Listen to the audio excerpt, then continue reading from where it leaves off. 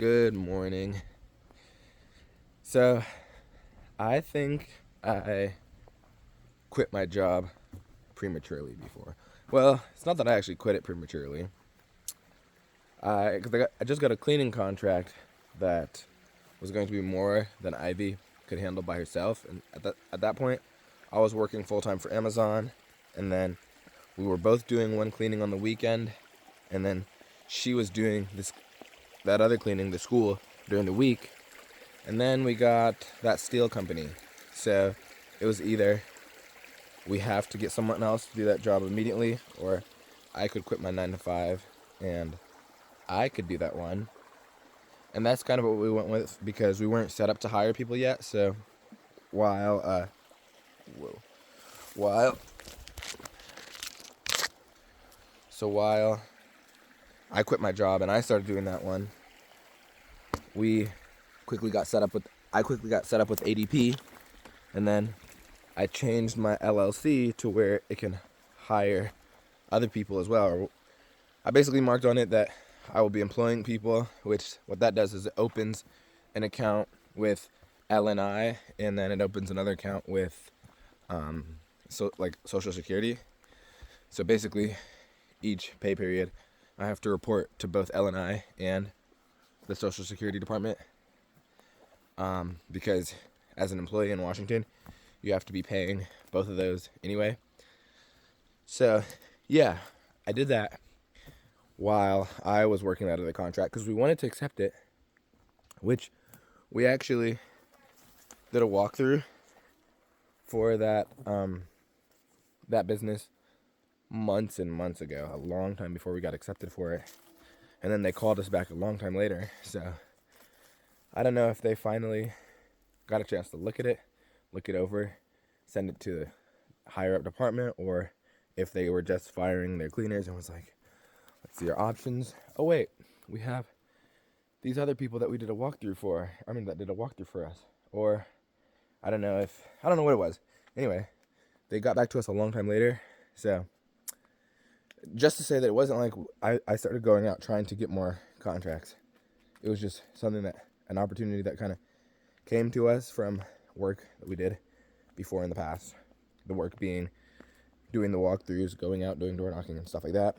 Anyway, my point is,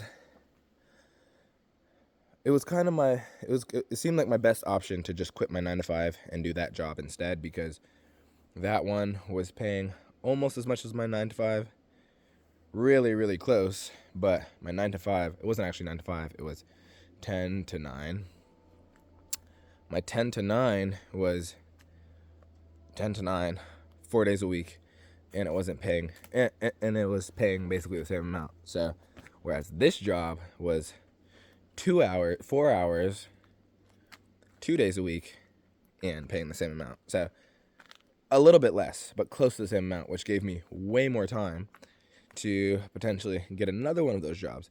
If metaphorically I got enough work cleaning for my own personal business to work the same amount of hours that I had working for Amazon, I would be making 3 times, actually closer to 5 times as much as I would be making at Amazon. So it was definitely the smarter way to go. But after quitting, we kind of decided that we wanted to. We've always kind of been on the fence about what we want to do with this business, because it was a great opportunity. It's super easy. It's a super easy business to get into. Yeah, I've talked about this a little bit before, but the cleaning business was a thing we started because it was easy, and we figured it was better than working a typical 9 to 5 blue collar work, whatever someone could easily get into with little to no skills, right? So we were like, if that's what I qualify for, construction, landscaping, things like that, why not start my own business instead of working for someone else and making a little bit more money? And then the easiest business to start is cleaning. I mean, pressure washing and things like that, junk removal, those are easy as well, but those are seasonal. You got to be outdoors. Sometimes you need a little bit more equipment. So cleaning just seemed to be the easiest route to go. And I still think I was right. However, that was never what I planned to do long term. That was never what I'm passionate about or what I really enjoy. I'm a creative person, so I only really feel good when I'm doing something creative, when I'm building something in some way. That's one of the things that draws me to code, is just the creativity aspect of it. Whoa, almost fell. But yeah, I just don't have that in cleaning. So I kind of, my whole time running this cleaning business, I kind of was always in this space of, at what point do I continue scaling? At what point do I try to make more money? And then at what point do I just trade? Do I just say this is where I'm going to peak with this? I just want to sustain myself and then be able to invest this time, in what I actually want to do and working towards my craft, what I actually want to do in the future. And so that's been something that lately I kind of realized, that the cleaning business, any business I go into, it's just going to require enough time and energy that it's got to be something that you don't want to half-ass. You're never planning on half-assing if you want to, make it something that's not kind of a thorn in your side. So that's the conclusion we've came to with the cleaning business recently. So we were like, if this, just running it for the amount of time that we've been running it for, we quickly learned that yes, it's definitely the easiest business to get into, I think, but it still requires a lot of effort that you could be investing in what you enjoy, or I kind of end up in the same situation where I'm at when I'm working at a 9 to 5. I'm making money, but I'll never get that time back, and I could use that time, doing something that I actually, or working towards being able to do something that I enjoy.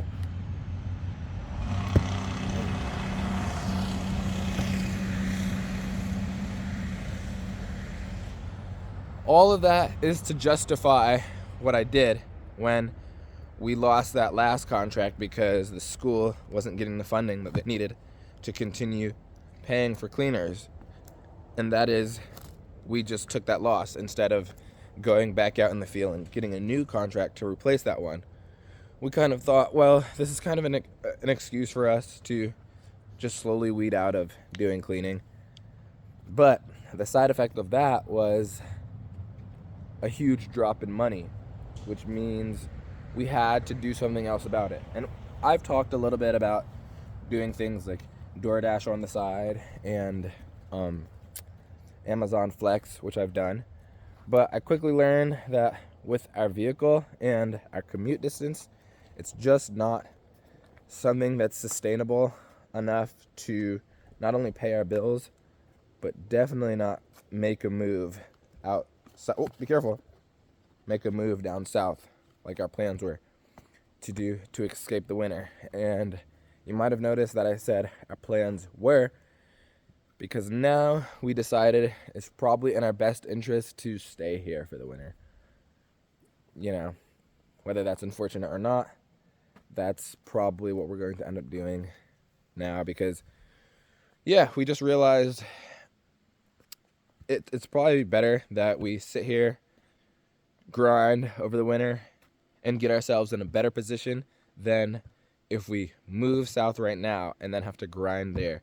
It might be longer. You know what I mean?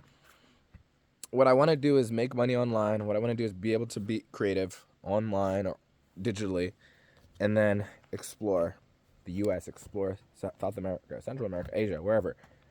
But what I don't want to do is go down south to where it's warm, continue boondocking, living off state land, and then working a 9 to 5, ending up having to work a 9 to 5 there to, get myself caught up on all the debt I acquired while making that trip. I'd rather just stay here at a campsite at an RV park, stay nice and warm for the winter, and just be consistent, consistently improve my skills, consistently study, and consistently build, and then get more prepared, and then probably move maybe even further on in the winter, if things change or next season. So yeah, now that our plans are to stay here for the winter, we have to start moving fast.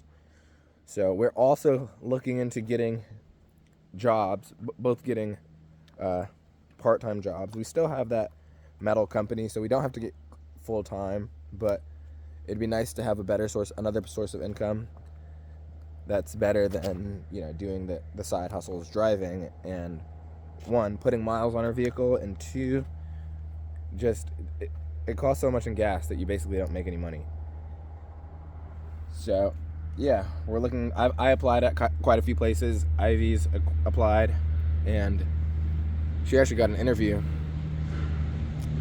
So I guess we'll see who gets the job first, and then the next person will work around that schedule, because we don't like to work. We don't like to have Zai getting babysat, so we like to just do opposite shifts. So one person is babysitting while the other's working.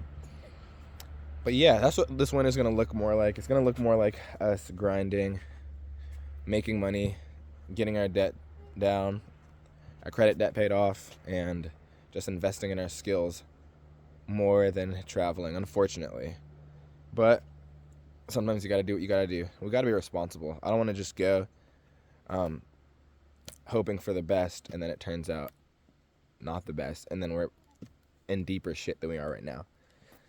So yeah, that's what the next few days is going to be about us trying to get a spot to anchor down for the winter. Can I have this, Bubba? This is bad. This has been out here for a long time. You don't want to eat that. Yeah, a spot for us to anchor down for the winter, and moving there, and cost, getting a new job for now, which is sad. It's unfortunate because, I find myself doing this a lot, like getting into this cycle where it's like, okay, I'm going to get another part-time job for now.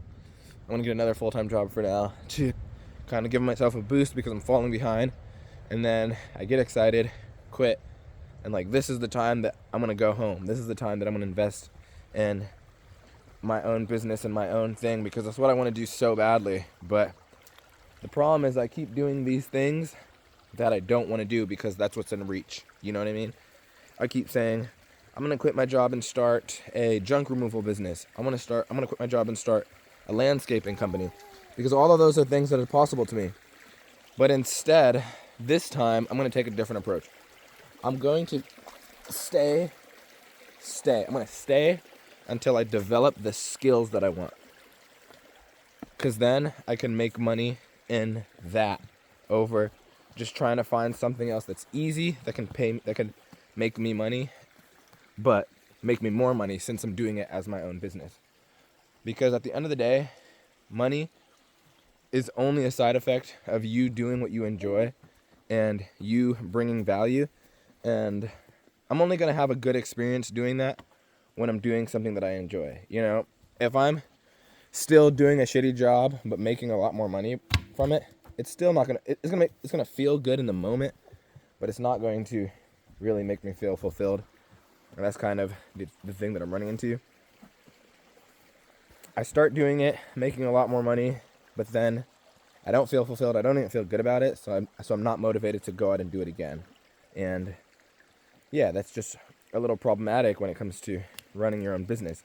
Because I'm honestly not passionate about, I'm not as passionate about being financially stable as I thought I was. I'm way more passionate about being creative. I just enjoy being creative. So this time around, I'm going to just invest in getting my skills up, getting confident in my skills, and then the next time I'm like, okay, now I'm ready to jump in my own thing, do my own business, is going to be doing something with the skills I acquire. And that's programming. That's computer programming. So yeah, I guess I'll see what happens in the next update.